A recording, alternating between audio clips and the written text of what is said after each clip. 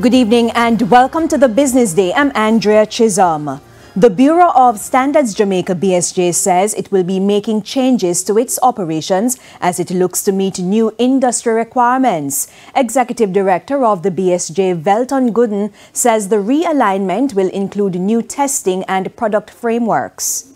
We will be launching a number of new as also revised standards focusing on some of the very important commodities like rice, fuel, a standard for solar panels, just to name a few of the areas of focus that we'll have in the months to come ahead. Expect expanded testing services. Expect improved turnaround times in the services that we will offer. Industry Minister Aubin Hill says the changes are critical as the country strives to meet global benchmarks. As we look across the economic landscape and recognize the need for Jamaican businesses to be competitive locally and internationally, the commitment to high quality and high standards must be endorsed and practiced by all stakeholders. Standards, high standards, affect organizations and economies and are integral to Jamaica's economic growth and changing from where we are to prosperity and wealth. They were both speaking at Wednesday's launch of BSJ's new Committed to Quality and Standards campaign. Shareholders of student accommodation providers 138 Student Living Jamaica have agreed to the possibility of an additional public offer. Investors made the decision at an extraordinary annual general meeting this week. They also agreed to an increase in the authorized share capital of 138. The 480.5 million ordinary shares and 94.5 million cumulative redeemable preference shares may now be increased to an unlimited number. 138 Student Living could issue up to 775 million additional ordinary shares. Despite an increase in the average pay to tourism workers, the industry is still finding it difficult to fill vacant posts.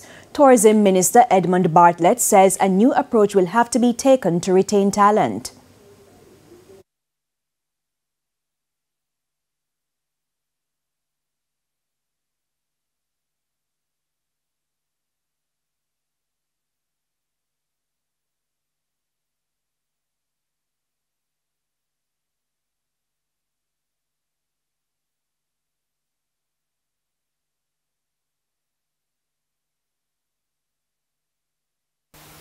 That tourism is now paying across the board 20 to 30% more than pre-COVID. And that is being paid to the lower end of the employment stream that constitutes 70 to 80% of employment in tourism. Would you believe that? And even with that increase, the workers are not coming back. So there has to be another look, a deeper look. We're looking. We're having a big session on that where we're looking at the whole labor market arrangements and how we can ensure that our workers are not left behind in this strong recovery that we have. The US dollar is being sold for an average $151.72. $112.04 is the going rate for the Canadian dollar, $185.84 for the pound, while it's costing an average $166.10 for the euro. The JSE index fell by 2,551 points today, while the junior market index lost 49 points. Among the winners, Sterling Investments, Jamaica Public Service 7%, Jamaica Public Service 9.5%, Sterling Investments US dollar shares, and Key Insurance. Decliners include Portland JSX, AMG Packaging and Paper Company, Jamaican Teas, Lasco Distributors, and Salada Foods. And that's it for the Business Day. I'm Andrea Chisholm. Good evening.